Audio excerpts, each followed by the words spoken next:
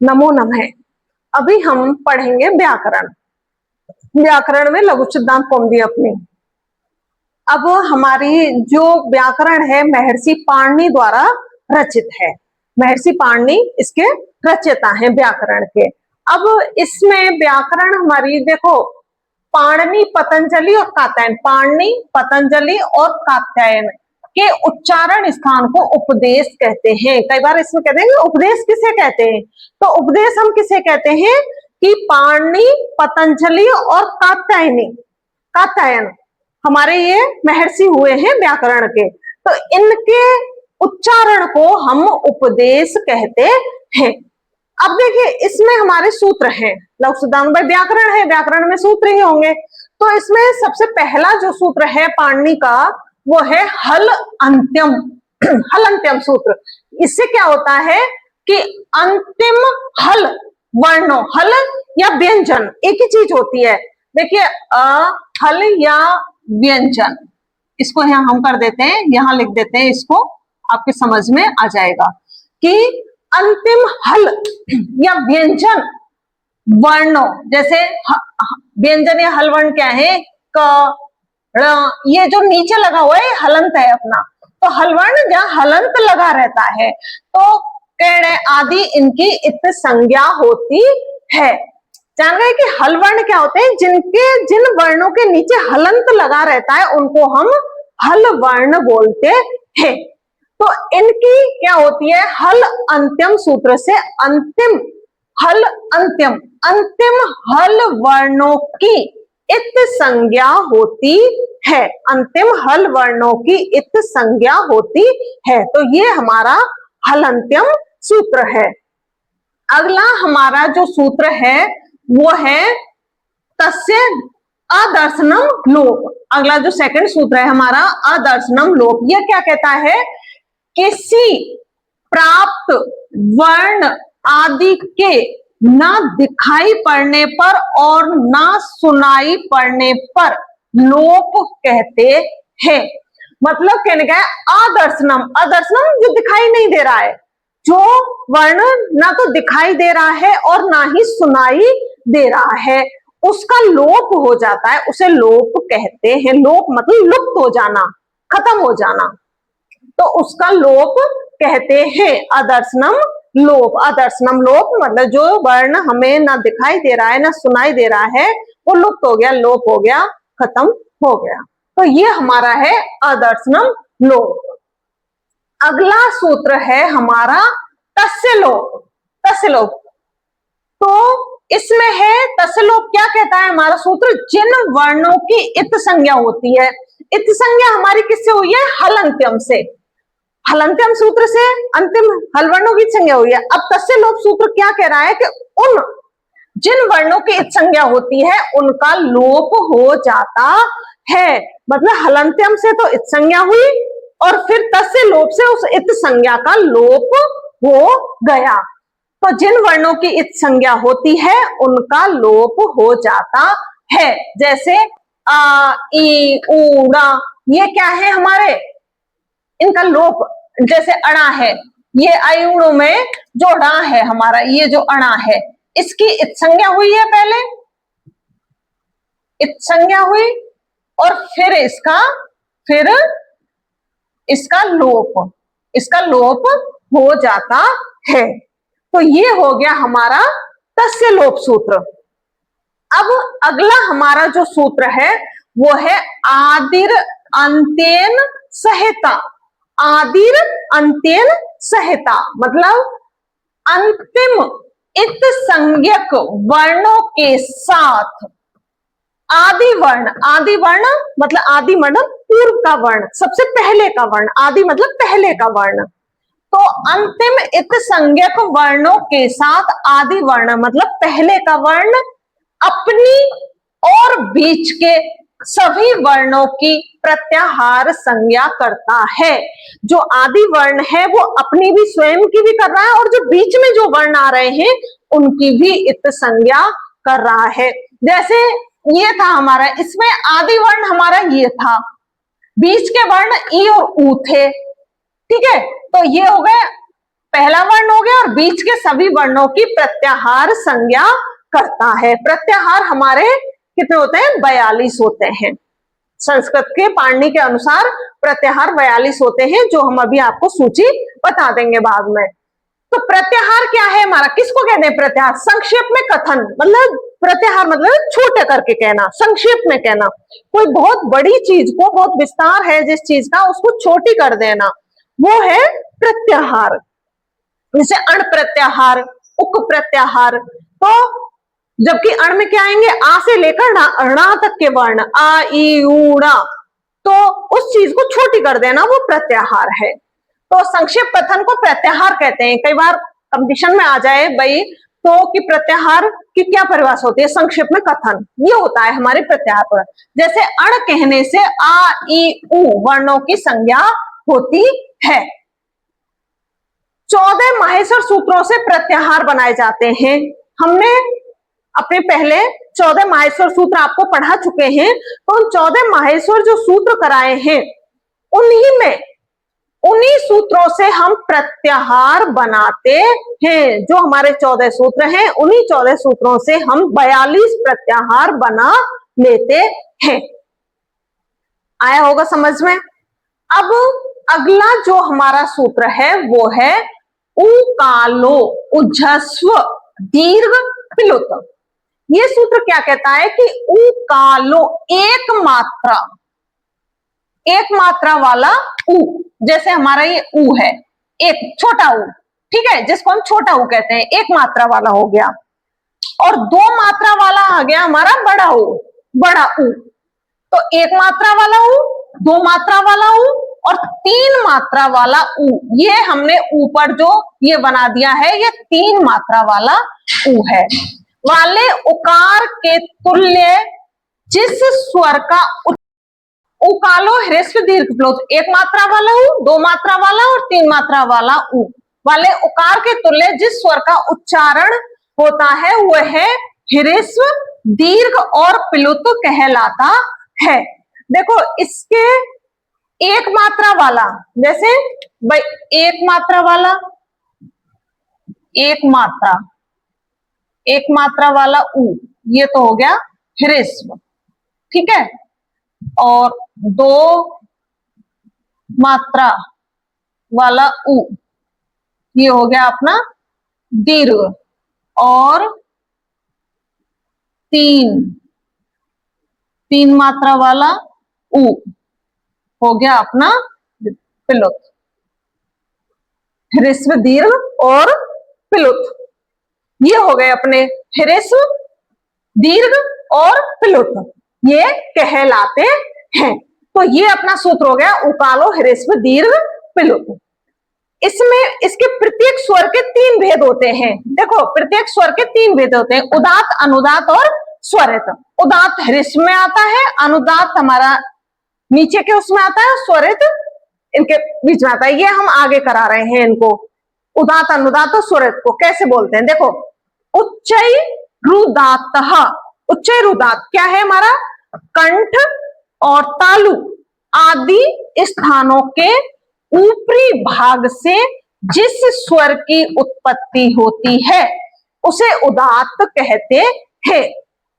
यानी कि कंठ और तालु आदि जो हमारे स्थान हैं, इनके ऊपरी भाग से जिस स्वर की उत्पत्ति होती है उसे उदात्त कहते हैं। जैसे आ हमारे क्या है? आ जब हम बोलेंगे तो हमारे कंठ से ऊपरी भाग से इसका उच्चारण निकलेगा। तो ये हो गया हमारा उच्चई रुदात्त। उच्चई रुदात्त ऊपरी भाग से, कंठ और तालु के ऊपरी भाग से जिसका उच्चारण होता है वो होता है हमारा उदात्त।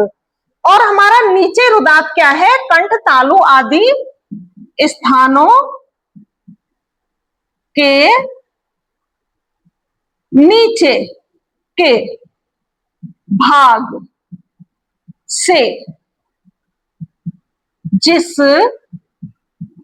स्वर की उत्पत्ति होती है उसे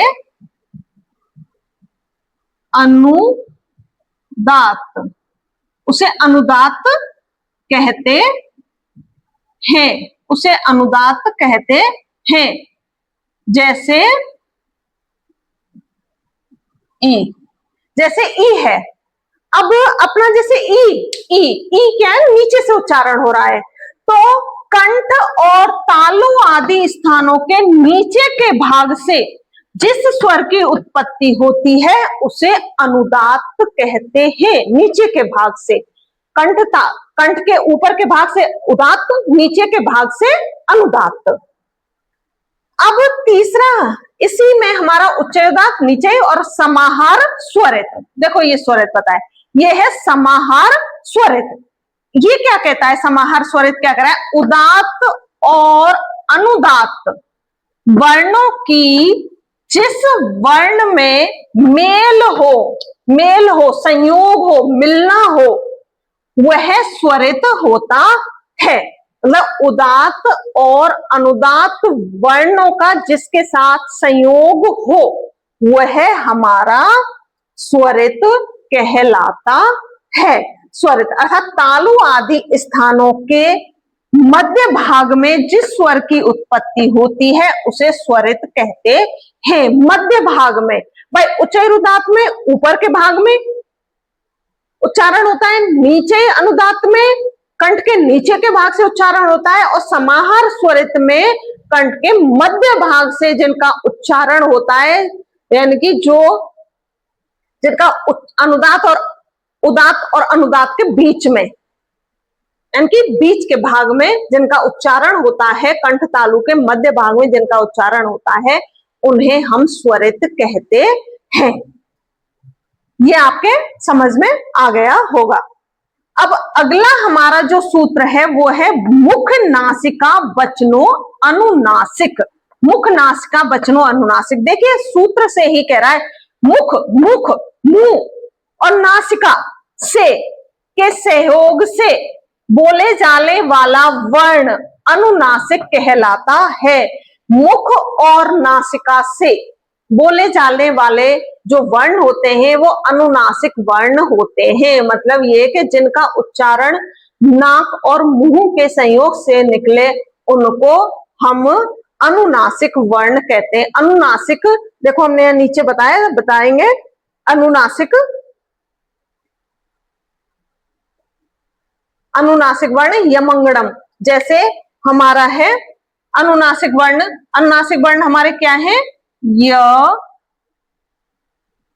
जैसे य, म, ड़ और न, ये हमारे हैं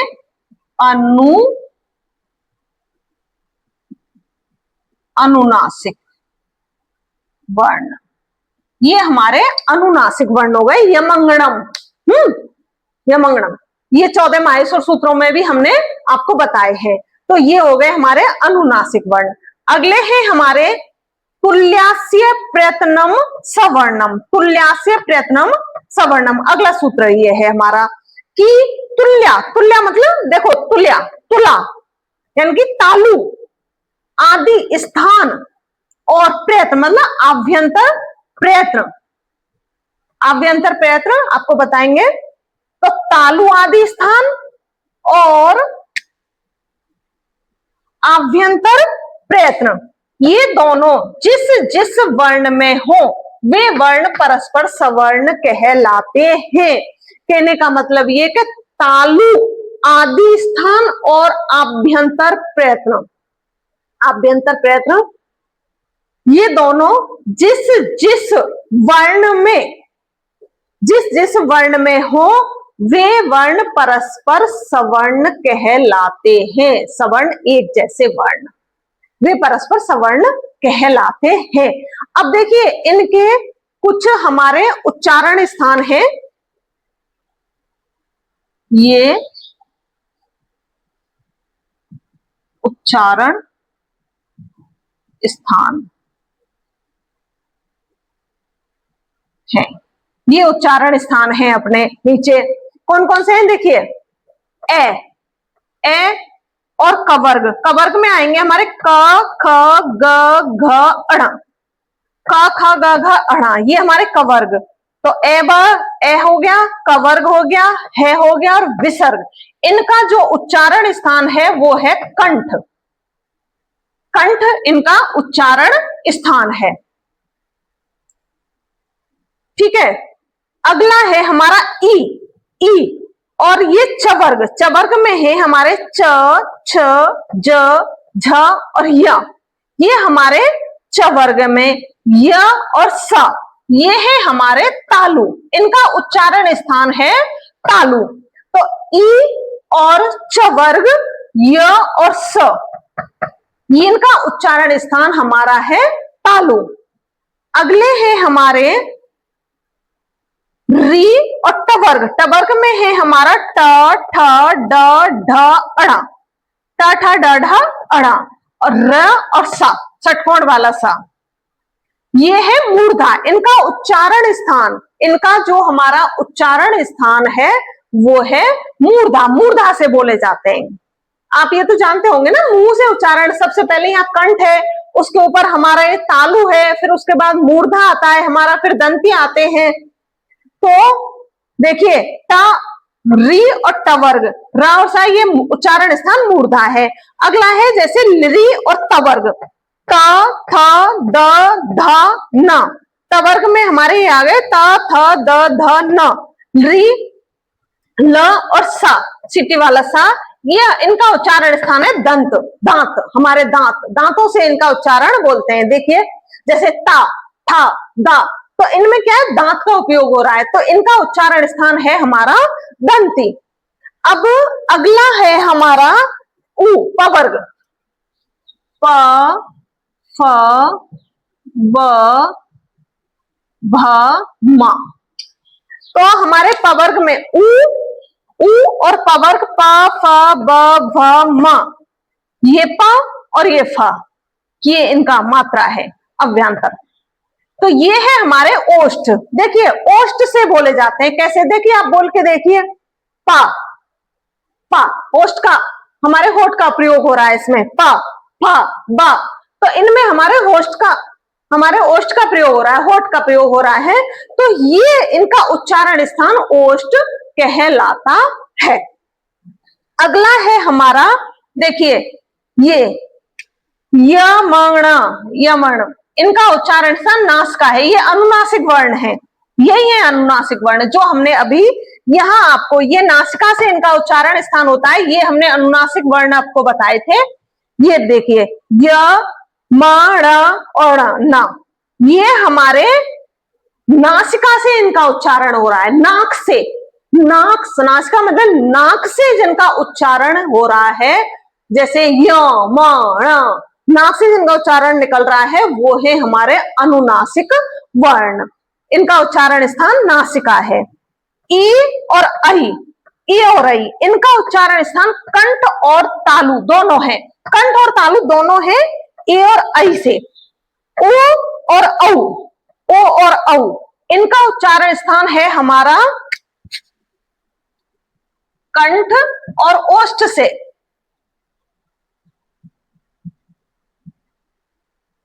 कंठ और ओष्ठ से है इसका। फिर हमारा आ जाएगा ओ औ, ओ औ, कंठ और ओष्ठ, फिर वे आएगा हमारा दंत और ओष्ठ से, वे का उच्चारण है हमारा दंत और ओष्ठ। अब अगला है अनुस्वार। अनुस्वार देखिए, अनुस्वार क्या होती है, एक बिंदी होती है ये अनुस्वार, अनुस्वार का उच्चारण स्थान भी नासिका होता है, उच्चारण स्थान नासिका होता है। तो ये हो गए हमारे उच्चारण स्थान की किन किन वर्णों को हम किन किन